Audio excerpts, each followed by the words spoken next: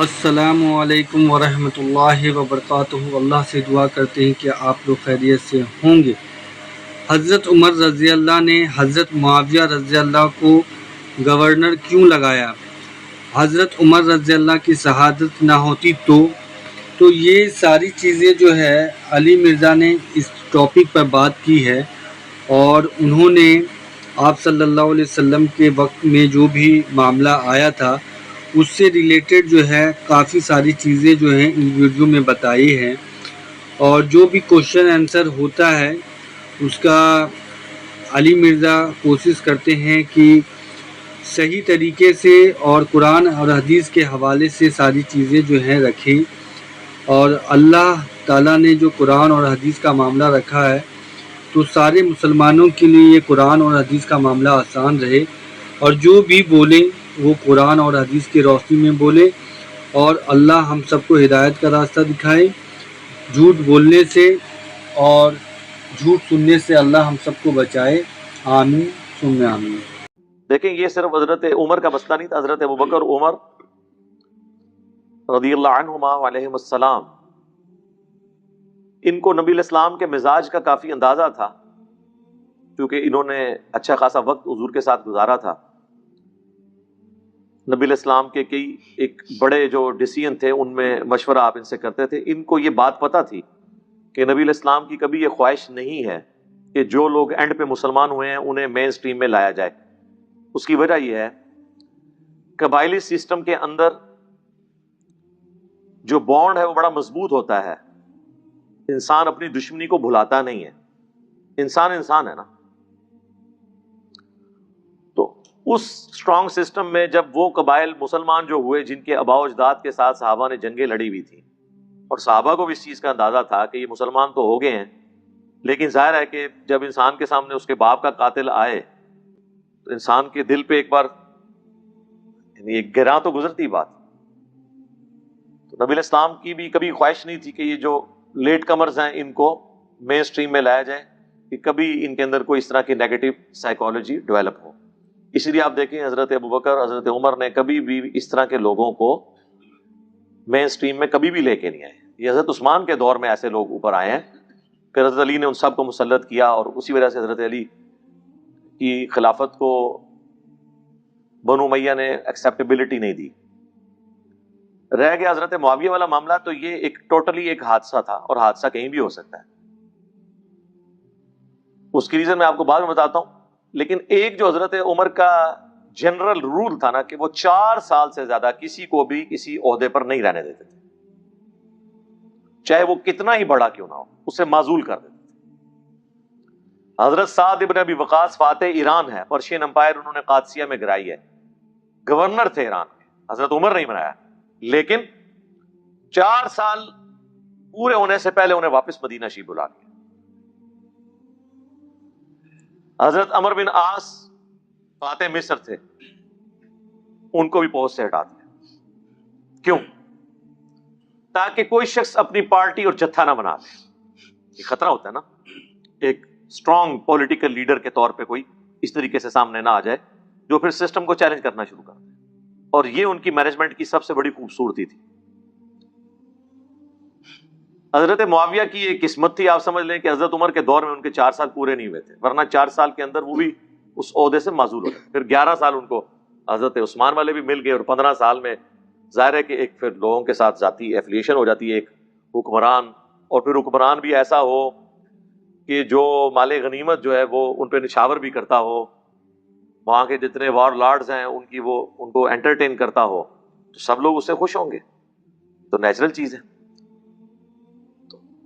اس اعتبار سے وہ دنیاوی طور پر لکی رہے، میں آخرت کے پوائنٹ آف ویو سے نہیں بات کر رہا ان کا بنانا، تو اس پہ میری ویڈیو ریکارڈ ہے آلریڈی، اور میں نے اس میں شیخ زبیر صاحب کا وہ کلپ بھی ڈالا تھا، شیخ زبیر علی صاحب سے جو میرے 100 کوسچنز ہیں 17 جون 2009 کو، اس میں بھی انہوں نے ڈسکشن کرتے ہوئے یہ بات کی کہ حضرت یزید بن ابی سفیان رضی اللہ تعالیٰ عنہ کے بارے میں، جو حضرت معاویہ کے بھائی تھے، اور جنگ یرموک میں وہ رومن امپائر کے خلاف ابو عبیدہ ابن جراح کے چند بڑے کمانڈروں میں سے تھے، ان کا ذکر خیر ہو رہا تھا تو اس میں انہوں نے کہا کہ علی بھائی یہ وہی یزید بن ابی سفیان ہے جن کی وجہ سے پھر حضرت معاویہ بھی اوپر آ گئے. اب یہ جملہ ایک چھوٹا سا ہے لیکن اس کے اندر ایک پوری قیامت ہے. اس کی شرح میں آپ کو اب بیان کرتا ہوں. ہوا یہ تھا کہ حضرت ابو عبیدہ ابن جراح کو عین میدان جنگ میں آرمی چیف لگا دیا. اس علاقے میں حضرت عمر نے جس فوج کو لیڈ کر رہے تھے خالد ابن ولید, تاکہ لوگوں کے اندر سے شخصیت پرستی ختم کی جائے کہ لوگ یہ نہ سمجھیں کہ یہ فتوحات خالد ابن ولید کی وجہ سے ہو رہی. اور یہی وجہ ہے کہ پھر جنگ یرموک میں کامیابی کے بعد سیدنا عمر نے جو خطبہ دیا مسجد نبوی میں, وہ عمر سیریز کے اندر انہوں نے فلمایا ہے, بڑا زبردست. جو لوگوں کے دلوں میں قلق تھا نا, حضرت عمر کو تو موقع مل گیا نا, فل ٹاس ملی تو انہوں نے کہا میں ماروں گا چھکا. کہ جو تم لوگ خسر بسر کر رہے تھے کہ بھئی وہ شخص جس کی وجہ سے اتنی فتوحات ہو رہی ہیں, سب سے مین جنگ میں دنیا کی سب سے بڑی سپر پاور کے ساتھ جو فائنل میچ ہو رہا ہے, اس میں آپ نے کیپٹن ہی ہٹا کے تو اس کو صفائی کر دیا ہے اور ایک نیا کیپٹن بھیج دیا ہے, اور پھر اس نے وہ میچ جتوا بھی دیا. تو پھر حضرت عمر کو موقع ملا, پھر انہوں نے کہا کہ دیکھو خالد بن ولید کے ساتھ میرا کوئی ذاتی مسئلہ نہیں تھا. میں جب لوگوں کی یہ گفتگو سنتا تھا کہ کل کو جب خالد نہیں رہے گا تو پھر اس جہادی معاملات کا کیا بنے گا, تو مجھے یہ چیز کلک کی کہ لوگ جو ہیں وہ تو شخصیت پرستی کے شکار ہیں. ان کا تو عقیدہ یہ ہونا چاہیے یہ فتوحات خالد کی وجہ سے نہیں ہو رہی, رب خالد کی وجہ سے ہو رہی ہے. دوسرا, جب کوئی علاقہ فتح ہوتا ہے تو وہاں پہ کوئی ہمیں وار لارڈ نہیں چاہیے جو رعایا کو ہینڈل کرے, بلکہ ایسا شخص چاہیے جسے ہیومن مینجمنٹ آتی ہو. اور خالد ابن ولید تو سال ہا سال سے تلوار اور گھوڑے پہ بیٹھا ہے, تلوار ہاتھ میں پکڑ کے. ہیومن مینجمنٹ نہیں آتی. ہیومن مینجمنٹ کے لیے تو سافٹ بندہ جس کو اچھی صحبت ملی ہوئی ہو, نبی علیہ السلام کا قرب نصیب ہو, صبح و شام آپ کے ساتھ گزارے ہوئے ہوں, تو ابو عبیدہ ابن جراح سے بڑھ کے کون ہو سکتا تھا؟ جو بخاری مسلم میں حدیث ہے, ہر امت کا ایک امین ہے اور میری امت کا امین ابو عبیدہ ابن جراح. تو کل کو جب یہ رومن امپائر مسلمانوں کے پاس آئے گی تو یہاں پہ ایسا شخص حکمران ہونا چاہیے جو تلوار اور گھوڑے والا نہ ہو بلکہ ہیومن مینجمنٹ جانتا ہو. تو یہ ریزن پھر انہوں نے اس وقت بیان کی. اب ابو عبیدہ ابن جراح تو بن گئے وہاں پہ گورنر.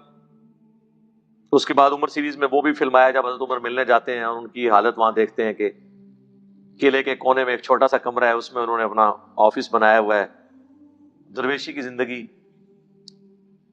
تو وہاں پہ حضرت عمر کہتے ہیں کہ دنیا نے ہر شخص کو دھوکہ دیا ہے سوائے ابو عبیدہ ابن جراح کے, جسے دنیا نہیں بیٹ کر سکی.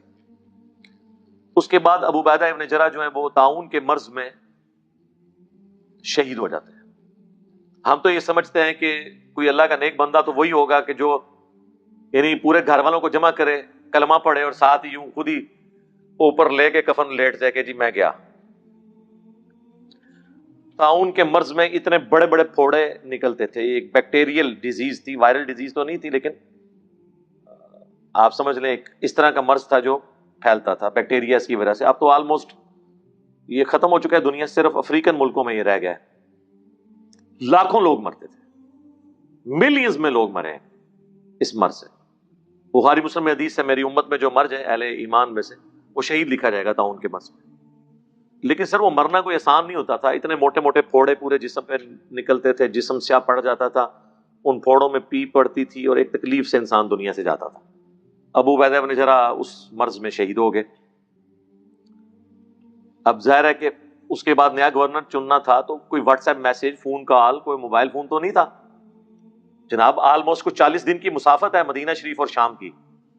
تو جو پیچھے باقی سینئر اصحاب جو بچے تھے انہوں نے آپس میں مشورہ کر کے معاذ ابن جبل کو گورنر شام چن لیا اور حضرت عمر کو خط لکھ دیا کہ ہم نے یہ چن لیا ہے, بجائے کہ 40 دن خط جانے میں لگے پھر 40 دن آنے میں. اتنا بڑا عرصہ آپ رومن امپائر کے بارڈر پہ بیٹھے ہوئے ہیں اور آپ کے اوپر لیڈر ہی کوئی نہیں ہے.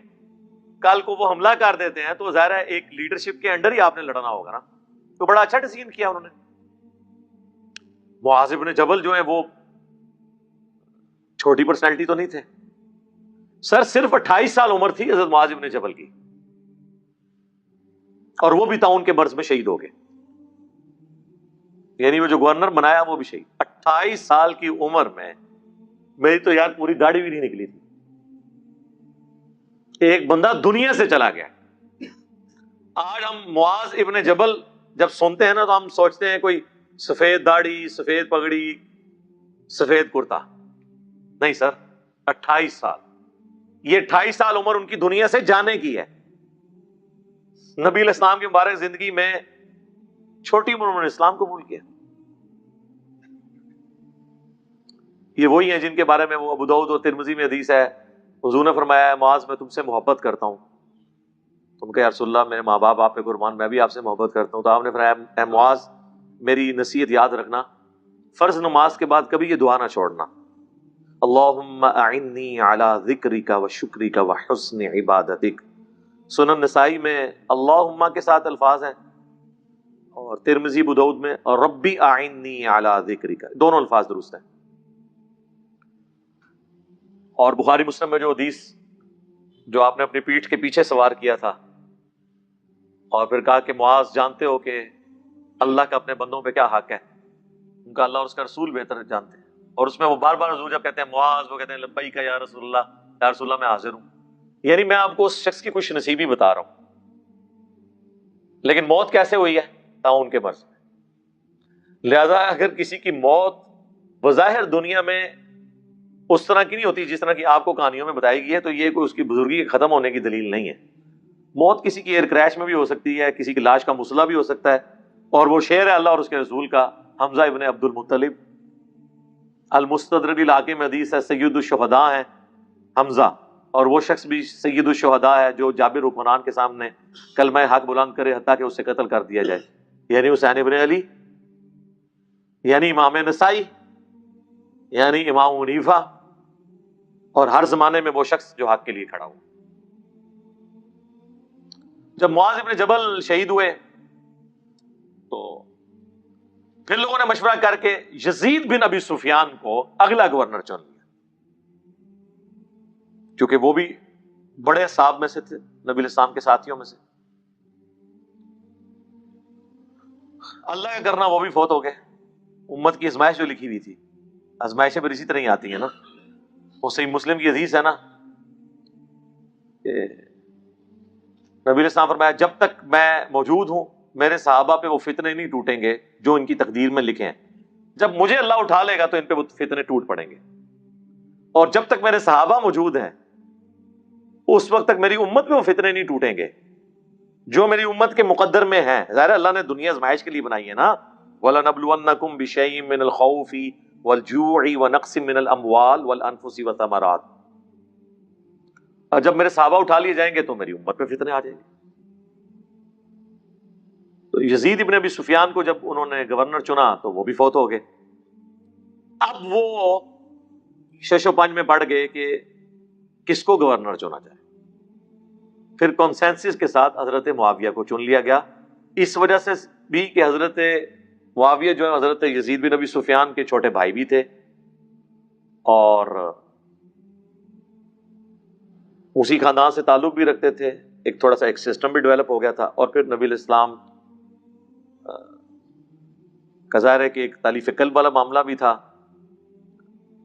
تو اسی کی کنٹینیوشن تھی. تو صحابہ کرام نے وہ حضرت عمر کو خط لکھا کہ ہم نے اب حضرت معاویہ کو چن لیا. تو یار 3 گورنر جو انہوں نے چنے حضرت عمر نے وہ بھی ایکسیپٹ کر لیے، چوتھے کو بھی کر لیا. ٹھیک ہے، یہ قطن بدنیتی پہ نہیں تھا. حضرت عمر نے انہیں مامور نہیں کیا اسپیشلی چن کے، بلکہ وہ ایک وہاں کے لوکل ڈیسیژن کو انہوں نے انڈورس کیا. اس لیے حضرت عمر کو کوئی بلیم اس حوالے سے نہیں کیا جا سکتا.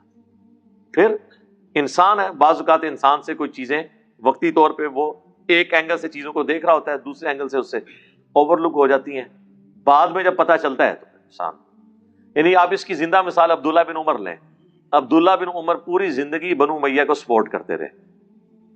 آپ اندازہ کریں جب امت میں تفریق ہوئی حضرت علی کے دور میں، تو عبداللہ بن عمر نے نہ حضرت معاویہ کی بیعت کی نہ حضرت علی کی بیعت کی، بلکہ غیر جانبدار ہو گئے. جب حضرت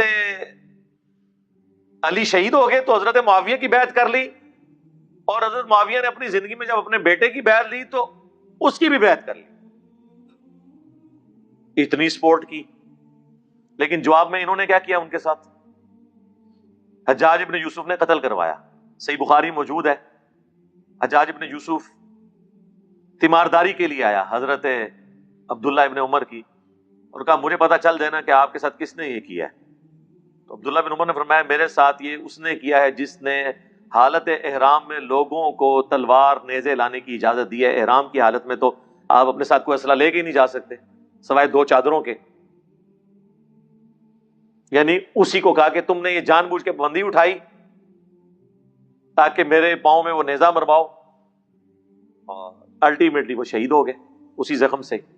وہ جیلس تھا ان سے، کیونکہ گورنر حجاز حجاج تھا اور امیر حج جو ہیں وہ حضرت عبداللہ بن عمر ہوتے تھے. اور عبد الملک بن مروان خاتمہ لکھتا تھا کہ عبداللہ بن عمر کے مشورے کے بغیر تم نے نہیں چلنا. تو اس کو یہ ہوتا تھا کہ گورنر میں ہوں، اور گورنر وہ آج والا گورنر نہ سمجھیے گا، اس وقت گورنر ایک بلا ہوتی تھی، اور امیر حج یہ ہے اس وقت تو یہ ایک ٹائٹل ہوتا تھا کہ امیر حج گورنر خود ہوتا تھا. آج کل کے گورنر تو نہیں ہوتے تھے جنہیں سورہ اخلاص بھی نہ پڑھنی آتی ہو، ہاں نماز بھی نہ آتی ہو، وہ تو یہ ساری چیزیں تو جانتے تھے. تو خیر اس نے بدلہ اتارا. پھر ان دنوں میں جا کے مجموع الزوائد کے اندر المستدرک للحاکم کے اندر آتا ہے کہ عبداللہ بن عمر کہتے تھے کاش میں نے علی ابن ابی طالب کے ساتھ مل کر فئۃ الباغیہ کے خلاف اس وقت قتال کیا ہوتا. یعنی وہ ان کو زندگی میں نیوٹرل رہنا اور سپورٹ کرنا بنو امیہ کی، وہ آخری وقت میں انہوں نے اس کو اپنی زندگی کی غلطی مانا. جس میں کہتا ہوں کہ جو چیز حضرت علی کے ساتھیوں کو حضرت علی کی زندگی میں سمجھ آئی، وہ عبداللہ بن عمر کو حضرت علی کی شہادت کے 34 سال کے بعد سمجھ آئی. 40 ہجری میں حضرت علی شہید ہوئے ہیں، 74 ہجری میں عبداللہ بن عمر شہید ہوئے ہیں، کہ میں نے جن لوگوں کا ساتھ دیا ہے یہ تو الٹے میرے ہی قاتل بنے. لہٰذا عبداللہ بن عمر کی جو باتیں جتنی پیش کی جاتی ہیں نا وہ منسوخ ہیں. وہ کہتے ہیں جی بخاری مسلم میں حدیث ہے جب واقعہ حرہ کے بعد اہل مدینہ بیعت توڑ رہے تھے تو عبداللہ بن عمر لوگوں کو ملنے جاتے تھے اور کہتے تھے کہ تم بیعت نہ توڑو. تو وہ سر مسلم شریف میں موجود ہے بخاری میں کہ وہ کن کو ملے تھے؟ عبداللہ بن مطیع صحابی کو. وہ جو بیعت توڑ رہے تھے وہ کوئی انجینئر صاحب کے اسٹوڈنٹ نہیں تھے، وہ خود صحابہ تھے. اور یہ عبداللہ بن مطیع وہی ہیں جن کے بارے میں آدھی روایت ناسبی پیش کرتے ہیں کہ جی محمد بن حنفیہ نے عبداللہ ابن مطیع کے ساتھ اس معاملے میں بحث کی تھی کہ میں نے تو جتنا عرصہ یزید کے پاس رہا ہوں میں تو اسے سنت کا عامل پایا ہے. اور عبداللہ ابن مطیع کہتے تھے کہ قریب آسمان سے پتھر برس پڑے جو بدکاریاں یزید کے اندر موجود ہیں. تو لوگ جو ہیں محمد بن حنفیہ جو حضرت علی کے بیٹے تھے، حنفیہ نامی عورت سے، ان کی بات کوٹ کرتے ہیں. وہ کہتے ہیں دیکھیں جی حضرت علی کا اپنا بیٹا جو ہے نا وہ یزید کا سپورٹر ہے. تو وہ روایت پوری نکل کرتے ہیں، اس میں عبداللہ ابن مطیع محمد بن حنفیہ کا رد کرتے ہیں کہ ایسا نہیں ہے، وہ تو جتنے دن آپ آ رہے ہیں نا اتنے دن وہ رفع الیدین سے نمازیں پڑھتا رہا. ٹھیک ہے، پہلے ننگے ساری پڑھتا سی بغیر رفع الیدین سے. یعنی آپ کے وہ جس طرح ایکٹنگ کرتے ہیں، یہاں بھی کئی حکمران ہیں وہ بعض کا لوگوں کو دکھانے کے لیے عید میں بغیر وضو کے ہی جا کے کھڑے ہو جاتے ہیں صاف ستھرے کپڑے پہن کے. تو پوری روایت یہ ہے، ابن کثیر کے اندر ہے، تاریخ ابن کثیر البدایہ والنہایہ کے اندر. تو عبداللہ ابن مطیع کا ذکر بخاری مسلم میں موجود ہے، وہ بیعت توڑنے والوں میں شامل تھے. تو عبداللہ بن عمر رضی اللہ تعالیٰ عنہ کو اس وقت سمجھ آئی.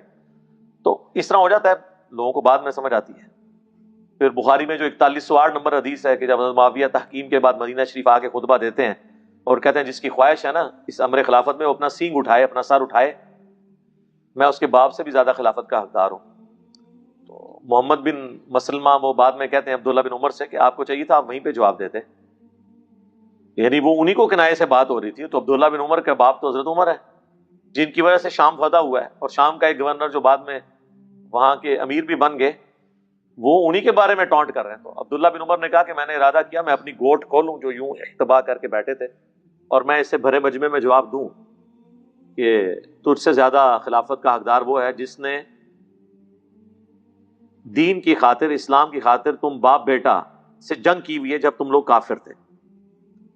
اور اس حدیث کو امام بخاری غزوہ خندق میں لے کے آئے یہ بتانے کے لیے کہ غزوہ خندق میں عبداللہ بن عمر جنگ میں شامل تھے مسلمانوں کی طرف سے، اور حضرت معاویہ اور حضرت ابو سفیان یہ کافروں کی طرف سے آئے تھے. وہ فضیلت کا ڈیفرنس بتا رہے تھے.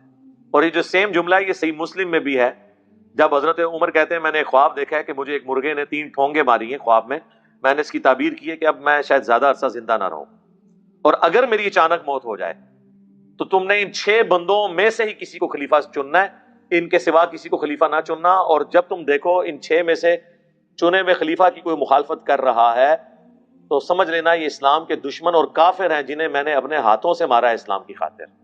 وہی جملہ جو عبداللہ بن عمر نے بعد میں ریپیٹ کیا. 6 بندوں کا نام مسلم شریف میں نہیں ہے، بخاری میں موجود ہے: علی، عثمان، طلحہ، زبیر، عبد الرحمن بن عوف، سعد ابن ابی وقاص. اور بخاری کے آگے الفاظ ہیں، دیکھنا سعد ابن ابی وقاص میں بھی اگر تم متفق ہو جاؤ تو انہیں اپنا خلیفہ چن لینا، اور میرا ان کو گورنری کے عہدے سے معزول کرنا اس کی پلی نہ لینا، کہ چونکہ حضرت عمر نے اسے گورنر سے معزول کر دیا تھا لہذا سعد کو تو ہم نے خلیفہ نہیں چننا. اگر تم اس پہ متفق ہو جاؤ تو میرا اور سعد کا کوئی ایسا اختلاف نہیں ہے. وہ کیوں کہ وہ 4 سال سے زیادہ کسی کو گورنر رہنے ہی نہیں دیتے تھے تاکہ پارٹی اور جتھا نہ بنا لیں. جسے ہمارے پرائم منسٹر صاحب بھی ہر تیسرے دن آئی جی چینج کر دیتے ہیں. تیسرے دن ہی چینج ہونا چاہیے، کم از کم 1 سال رہنے دینا چاہیے. تو اس کے بعد ٹھیک ہے چینج ہونا چاہیے، ورنہ وہ اپنے اپنے علاقوں میں اس طرح کے معاملات. آپ فوج کا سسٹم دیکھیں نا، وقت کے ساتھ کتنا ایوالو ہوا ہے. ان کو جب پتا چلا کہ خاص علاقے میں جب کوئی بندہ خاص اتنے عرصے کے لیے رہ جائے تو پھر وہ وہاں پہ وہ غلط ایکٹیویٹیز میں انوالو ہو جاتا ہے، تو یہ آپ دیکھیں 2 سال کے بعد فوراً ان کو وہاں سے ہٹا دیتے ہیں تاکہ کہیں پہ یہ اس طرح کی ایکٹیویٹیز نہ کرے. ورنہ اب ایک علاقے میں ایک بندہ ہی بیٹھا رہے تو سب لوگ پھر اس کی طرف رجوع لائیں گے، جس طرح محلے کے کونسلوں کی طرف لوگ رجوع لاتے ہیں، پھر پیسے رشوت بھی چیز شروع ہو جائے گی. تو یہ حکمت ہے. تو یہ میں نے پوری ساری سٹوری آپ کو اس لیے بتائی تاکہ آپ کو پتہ چلے کہ یہ معاملات اتنے سادہ نہیں ہوتے جتنے نظر آ رہے ہوتے ہیں، اور بدنیتی پہ مبنی نہیں ہے. شیعہ بھی اعتراض کرتے ہیں حضرت معاویہ کے والے سے، تو ہم یہ کہتے ہیں کہ حضرت معاویہ کے دور میں آپ حضرت عمر کے دور میں حضرت معاویہ کی ویسی ایکٹیویٹی بتائیں، اس میں تو جو یعنی حضرت معاویہ کی جو آئیڈیل دور حکومت ہے نا وہ وہی ہے جو حضرت عمر کے انڈر ان کا گزرا ہے، کیونکہ مینجمنٹ بڑی اسٹرانگ تھی. یہ جو کچھ ہوا یہ بعد کی بات ہے. اور دوسرا، اگر حضرت عمر کے معاملات بدنیتی پہ مبنی ہوتے تو اتنی بڑی انسٹرکشنز نہ وہ دیتے جو لوگ بعد میں مسلمان ہوئے ان کے بارے میں. پھر اس سے بھی بڑھ کے بخاری میں الفاظ ہیں کہ ان 6 لوگوں میں سے کسی کو خلیفہ چننا جن سے رسول اللہ اپنی وفات تک راضی رہے ہیں. یہ ان کا کرائٹیریا تھا. اشارۃ مبشرۃ کی انہوں نے وہ کمیٹی بنائی تھی، اگرچہ ان میں ایک 7واں بندہ بھی اس وقت زندہ تھا، سعید ابن زید، چونکہ وہ حضرت عمر کے بہنوئی تھے اس لیے ان کو اس میں شامل نہیں کیا. ادروائز 7 بندے زندہ تھے حضرت عمر جب شہید ہوئے ہیں 10 مبشرہ میں سے. لیکن آپ دیکھ لیں انہوں نے کسی دوسرے ایسے بندے کو نہیں نامزد کیا جو بعد کا تھا، سب سینئر صحابہ تھے. اور صحیح بخاری میں تو حضرت علی کا نام پہلا نمبر پہ ہے، علی، عثمان، طلحہ، زبیر، عبد الرحمن بن عوف، سعد ابن ابی وقاص، ابو عبیدہ ابن جراح. حضرت علی سے اگر کوئی نعوذ باللہ کوئی بغض ہوتا تو ایسا نہ ہوتا. پھر تیسری بات، حضرت عمر نے تینوں کی پوسٹوں کے اوپر جو بندے لگائے ہوئے تھے اس سے ہی آپ ان کے ویژن کا اندازہ کر لیں. یعنی 3 بڑے مسلمانوں کے مراکز تھے حضرت عمر کے دور میں: حجاز، مکہ مدینہ اور یہ عرب کی سرزمین، پرشین امپائر گری تو عراق، ایران، یہ پورا علاقہ، اور رومن امپائر گری تو شام، پھر ساتھ مصر، یہ سارا.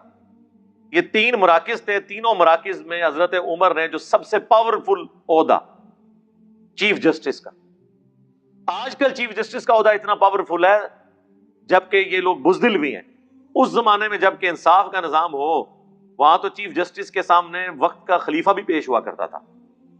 چیف جسٹس تینوں علاقوں کے کون سے ہیں؟ تینوں مین مراکز کے. حضرت علی کو لگایا حجاز کا، مکہ مدینے کا. حضرت ابو درداء کو جو اصحاب صفہ میں سے تھے، غریب صحابی لیکن زہد کے امام، انہیں شام کا. اسی لیے ان کا حضرت معاویہ سے پھر جھگڑا بھی رہتا تھا، وہ بڑے ہارڈ لائنر تھے، اپنے معاملات میں کوئی کمپرومائز نہیں کرتے تھے. اور کوفے کا عبداللہ ابن مسعود کو، وہ بھی جناب 0 ٹالرنس والا بندہ، کوئی لحاظ نہیں کرتے. تو یہ اگر آپ صحیح اسلامک ہسٹری کا مطالعہ کریں تو آپ کو پتہ چلے گا کہ وڈا بندہ وڈا ہی ہوتا ہے، ایویں نہیں وڈا ہو جاتا کوئی، اس میں کئی ایسی کوالٹیز ہوتی ہیں جو عام لوگوں میں نہیں ہوتی ہیں، اللہ تعالیٰ نے غیر معمولی صلاحیتیں ان کو دی ہوتی ہیں۔